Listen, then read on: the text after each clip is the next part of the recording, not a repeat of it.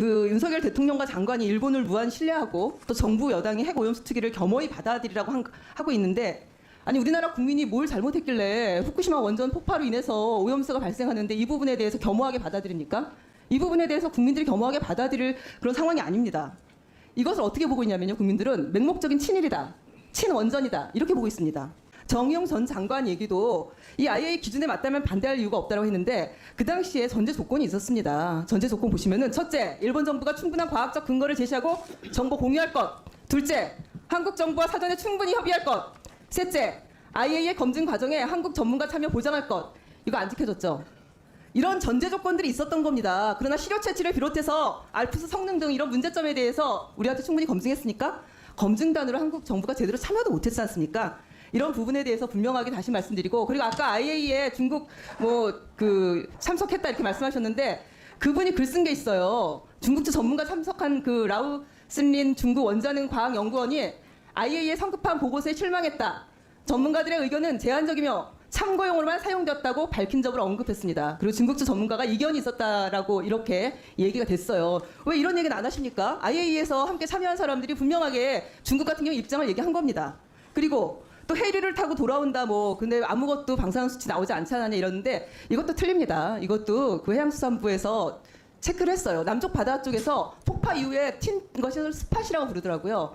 남쪽 바다 일부분 구간에서 방사능 수치가 높게 나왔습니다. 그런데 이걸 평균으로 동해, 서해, 남해 다 평균으로 냈기 때문에 유의미한 수치가 아니다, 이렇게 보고가 된 것이지, 실제로 따로 보면은 분명히 유의미한 게 나왔기 때문에 환경부에서는 이런 부분들을 좀 더 심사숙고해서 걱정되지 않게끔 제대로 과학적으로 검증하는 거, 이것부터 시작하셔야 되지 않나 저는 그렇게 생각을 하고요. 그리고 엊그제 10일 한일 정상회담에서 윤석열 대통령이 기시다 총리한테 기준치를 넘으면 방류를 중단하고 알려달라, 그렇게 방사능 오염수 투기를 사실상 수용했습니다. 우리 정부가 그렇게 얘기한 거에 대해서 국민들이 그렇게 인식하고 있고요.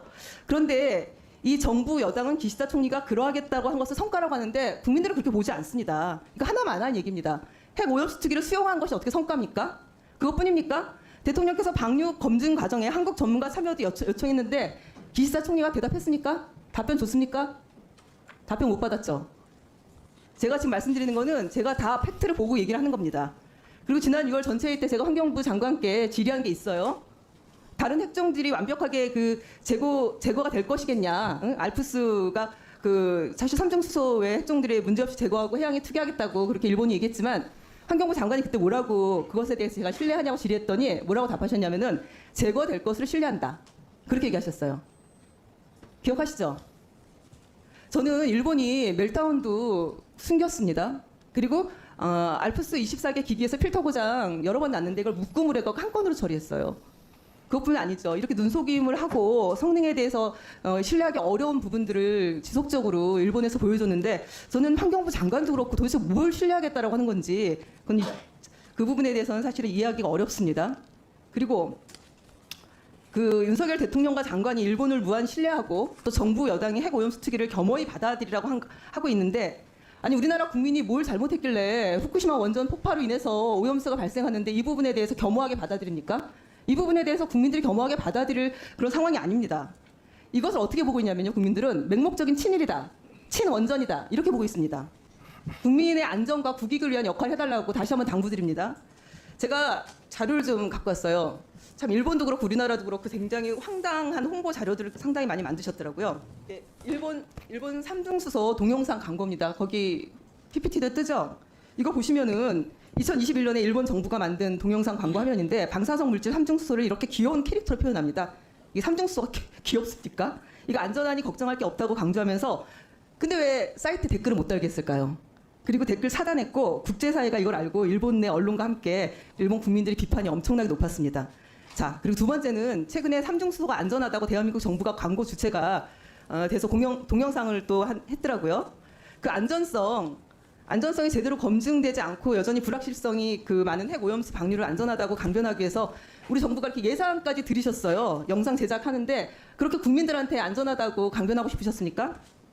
저는 삼중수소에 대해서 체르노빌, 후쿠시마 등 20년 이상 수많은 연구를 하셨던 그 미국의 티머시 교수 등 이런 전문가들이 얘기한 걸 보면은 생물 축적에 의한 유전자 변형, 이 위험성에 대해 지적하고 있습니다. 백과사전에도 나와 있습니다.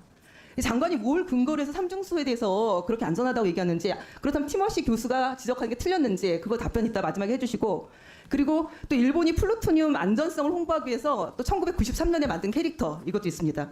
참 별짓을 다 합니다. 근데 이 플루토늄 당시에 청산가리처럼 먹자마자 죽는 극약이 아니다. 이렇게 일본이 그 암의 원인이라고 단정할 수도 없다. 이렇게 홍보를 했어요. 안전성에 대해서. 아니잖아요. 얼마나 황당합니까? 이거 과학적 아니지 않습니까? 시간이 지나면 과학적이 아니라고 밝혀지는데 당장 그 순간을 모면하기 위해서 이렇게 정부가 나서서 거짓말하고 있는 것입니다.